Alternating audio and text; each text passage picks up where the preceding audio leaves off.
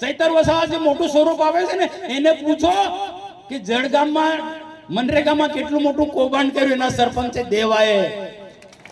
મનસુખ વસાવાએ ફરી એકવાર ચૈતર વસાવા અને તેમના સમર્થકોને ખુલ્લા પાડવાની ચેતવણી આપી છે. સાથે જ તેમણે આમ આદમી પાર્ટીના સરપંચો કૌભાંડ કરતા હોવાનો દાવો જાહેર મંચ પરથી કર્યો છે. મનસુખ વસાવાએ આક્રમક અંદાજમાં શું કહ્યું છે ચૈતર વસાવા અને તેમના સમર્થકોને તેની વાત કરીશું આ વિડીયોમાં. વૈષ્ણવજન તો તેને કહીએ જે પીડ પરાઈ જાનાને રે.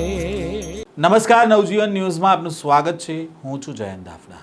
સ્થાનિક સ્વરાજની ચૂંટણીને લઈને ભાજપ દ્વારા હજી સુધી ઉમેદવારોનું લિસ્ટ જાહેર નથી કરવામાં આવ્યું, પરંતુ તેમના નેતાઓને ભાળ મળી ગઈ છે કે તેમને ચૂંટણીના મેદાનમાં તેમને તક મળશે કે પછી તેમનું પત્તું કપાશે, અને તેને જ લઈને અત્યારે પક્ષ પલટાનો દોર પણ શરૂ થઈ ગયો છે. જોકે ભાજપનું ઉમેદવારનું લિસ્ટ જાહેર થાય તે પહેલાં જ હવે ડેમેજ કંટ્રોલ કરવા માટે આદિવાસી વિસ્તારમાં સાંસદ મનસુખ વસાવા મેદાને આવ્યા હોય તેવો ઘાટ સર્જાયો છે. સાથે તેમણે ચૈતર વસાવા અને તેમના સમર્થકો પર નિશાન સાધ્યું છે. સાથે તેમણે પક્ષમાં રહેલા કાર્યકર્તાઓને પણ ચેતવણી આપતા કહ્યું છે કે કોંગ્રેસની માનસિકતા ભાજપમાં આવી રહી છે. હોદ્દો મળે એટલે કોન્ટ્રાક્ટમાંથી 2 પૈસા કમાઈ લેવા, અને આવા નેતાઓ સામે પણ મનસુખ વસાવા ભડક્યા હતા. પહેલા તો શું કહી રહ્યા છે મનસુખ વસાવા તેની ઉપર એક નજર કરીએ. અને કોઈએ હિંમત નથી કરી. આ મનસુખ વસાવાએ હિંમત કરીને એને ખંડન કર્યું. આ લુખ્ખા લોકો હોય એ અબબ કરે. આજે બંધ થઈ ગયા કે નહીં? આજે બંધ થઈ ગયા કે નહીં? આપણે આવા લોકોને સત્તામાં લાવવાના છે. આપણે અબબ કરનારા લોકોને તાલુકાના જિલ્લાના સભ્ય બનાવવાના છે. સોમભાઈ બોલો, 2 સરપંચ બોલો. તમે તમારી બી મોટી હાથ છે. સરપંચોમાં તમારું નામ છે. બાકીના સરપંચ મને કહો. આપણે અબબ કરવા માટે તાલુકાના જિલ્લા પંચાયતમાં આ પોળાને ઘુસાડવાના છે. નાની મોટી અમારાથી ભૂલ થાય ભાઈ, ટિકિટ ફાળવણીમાં કઈ ભૂલ થાય, કોઈ પણ ભૂલ થાય તો એને માફ કરજો, પણ આ પાડાને શરણે ન જતા. ભારતીય જનતા પાર્ટીના કાર્યકર્તા તમે ઇતિહાસ જો, તમે દ્રષ્ટિ કરો. નારાજગી સંસદ સભ્યમાં છે, બધા લોકોમાં નારાજગી છે, પણ કોઈ અવિશ્વાસની દરખાસ્ત લાવે છે મોદી સાહેબની સામે? કોઈ સ્વપ્નમાં પણ વિચારે છે? ગુજરાત હોય, મહારાષ્ટ્ર હોય, મધ્યપ્રદેશ હોય કે કોઈ પણ સ્ટેટમાં નારાજગી હોય છે કે નાનું કુટુંબ પરિવાર છે, નાનું મોટું તકલીફ હોય, દુઃખ હોય, પ્રશ્ન હોય, પણ કોઈ સરકારની સામે અવિશ્વાસની દરખાસ્ત લાવવાનો પ્રયત્ન કરે છે? કોઈ સાંભળ્યું કે ભાજપની સરકાર સામે અવિશ્વાસ આવે? નથી. આ વિચારધારાની સરકાર છે, રાષ્ટ્રની સમર્પિત સરકારો છે. તાત્ર આપણે દ્રષ્ટિ કરવાની છે. આ તો ટિકિટ નથી મળી અને આમને ઘેરાવો કરે, નીલભાઈ પ્રમુખને ટોળે ટોળા હોય. આ ભારતીય જનતા પાર્ટીના કાર્યકર્તા આ સબત્ય નહીં. આ નારાજગી છે તો એના પાર્ટીના ફોરમમાં યોગ્ય રજૂઆત કરો ભાઈ. તમે નારાજગી હું સમજી શકું છું, બધાને ન્યાય પણ આપી શકાય. આ ભાજપની સરકારની અંદર રોડ રસ્તા બન્યા છે.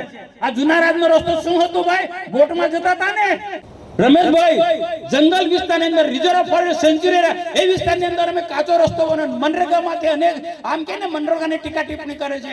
એટલે લલવાઓ, તમને શું ખબર? આ ઝરવાણીથી માથાસરનો રસ્તો બન્યો હોય કે જૂના રસ્તો વસ્તુભાઈ ડુંગરના રસ્તા બન્યા હોય તો મનરેગા યોજનામાંથી બન્યા છે. આ નાનું મોટું ક્ષતિ થઈ છે, ભૂલ થઈ છે. ચૈતર વસાવા જે મોટું સ્વરૂપ આવે છે ને એને પૂછો કે જળગામમાં મનરેગામાં કેટલું મોટું કૌભાંડ કર્યું એના સરપંચે દેવાએ. ને ટીડીઓને ધમકાવીને ફોન આજે દિવાળી કરવા માટે, હોળી કરવા માટે મારા આટલા કાર્યકર્તાઓને આટલા પૈસા આપો. આવું ભાજપના કાર્યકર્તા ઉઘરાણું ના કરે. ચૈતર વસાવાને એ પૂછો કે મનરેગામાં બોગસમાં કામ કર્યું છે, એ પેપર પર કામ થયું છે. અમને બોલાવશો નહીં તો બીજા સરપંચો બીટીપીના અને આમ આદમી પાર્ટીના સરપંચોને હું ઉઘાડા કરી નાખીશ.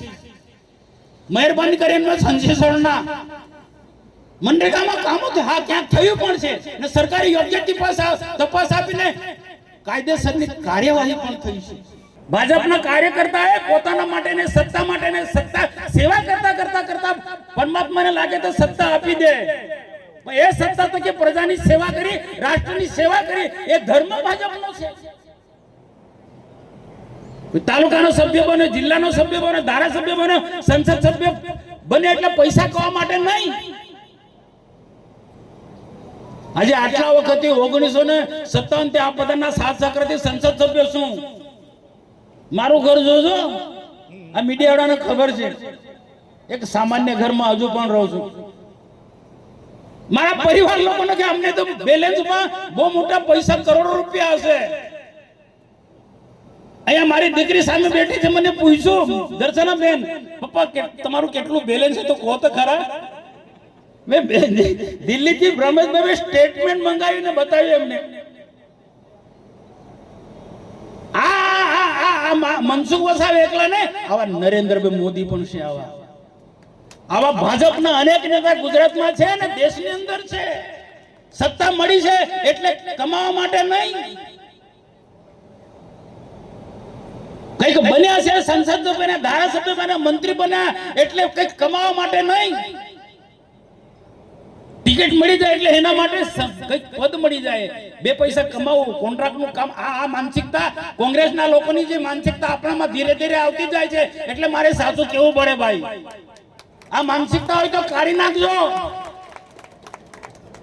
ભારતીય જનતા પાર્ટી 1982 સ્થાપના થઈને કેટલી ઝડપથી એક વિચારધારા ને કારણે, પાર્ટીની એક વિચારધારાના કારણે, રાષ્ટ્ર માટે કામ કરનાર કાર્યકર્તાઓની ફોજના કારણે અનેક રાજ્યોની અંદર દેશમાં જે સત્તામાં છે અને કેન્દ્રમાં અટલ બિહારી વાજપેયી પછી આજે સતત નરેન્દ્રભાઈ મોદી સત્તામાં બેઠા છે.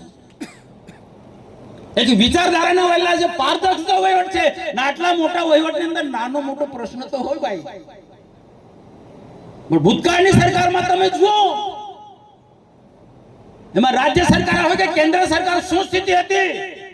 કર્ફ્યુ થી માંડીને કેવા તોફાની તત્વો, છાસવારે આંદોલનો થાય, કર્ફ્યુ લાગી જાય. એવું નથી. આજે ગુજરાતમાં કાયદો અને વ્યવસ્થા મજબૂત છે. જુઠ્ઠા લુખ્ખા લોકો એવું કે ભાજપ વાળા કોઈ કામ નથી કર્યું ને આપણા લોકો એમની વાતમાં માની જાય છે. જંગલની જમીનો જેટલા ખેડતા એમને મળી છે ને બાળકીના પેન્ડિંગ દાવા છે એ આપવાના છે ભાઈ, કોંગ્રેસ વાળા આપવાના છે. જેની કેન્દ્રમાં કે રાજ્યમાં કશું જ નથી, વિરોધ પક્ષમાં પણ નથી. આ લોકો સમજી લેજો, વિરોધ પક્ષની પણ એમની સભ્ય સંખ્યા નથી. ગણ્યા ગાંઠા લોકો ઉલુલુલુ કરે છે અને મીડિયામાં, સોશિયલ મીડિયામાં મૂકે છે કે ભાજપનો ઘેરાવો કરો, ભાજપનો ઘેરાવો કરો. તમારી તાકાત છે ભાજપનો ઘેરાવો કરો. આજે ભાજપ એ ગતિ આગળ વધી ગઈ, સમજી લેજો બધા કાર્યકર્તા. ટિકિટ લઈને નાનું મોટું મંદુક છે ને એ દૂર કરજો. 2047 સુધીમાં દેશને વિકસિત બનાવો છે. તમારા ગામમાં શિક્ષણની સ્થિતિ શું છે, એમાં જે છે એમાં સુધારો કરવાનો છે. સરકારની અલગ અલગ પ્રકારની યોજના છે, રોડ રસ્તાથી માંડીને એક મોડેલ ગામ બનાવવું છે, પૈસા કમાવા માટે નહીં. આ જુનારાજનો ગોપાલનો અલ્પેશ પૈસા કમાવા માટે ભાજપ છોડીને આપમાં ગયા, ત્યાં બહુ પૈસા મળે ને ભાઈ. આ સમજી લેજો ભાઈ. ને જુનારાજ વાળે એમની વાતમાં ના આવે, તમારે કામ સાથે લેવા દેવાય. અમે એવા પ્રતિનિધિ આપીશું નર્મદા જિલ્લામાં, તાલુકાના જિલ્લાના, કે એની રજૂઆત અમારે નહીં કે ધારાસભ્ય બેન પાસે જાતે જ અધિકારી પાસે જાય. એવા સક્ષમ તાલુકાના સભ્યો, જિલ્લાના સભ્યો અમારે આપવાના છે. એવા અમારા સભ્ય આપવાના છે. ને 2047 માં દેશને વિકસિત ભારત બનાવવાનો છે, તો એમાં ચૂંટાયેલા સભ્યો, તાલુકાના સભ્યો, જિલ્લાના સભ્યોનું મોટું યોગદાન રહેવાનું છે. તો આ તાલુકા પંચાયતની ચૂંટણીમાં, જિલ્લા પંચાયતની ચૂંટણીમાં જેને પણ ટિકિટ મળે, હું નહીં તુંની ભાવના હોવી જોઈએ. હું નહીં તુંની ભાવના હોવી જોઈએ.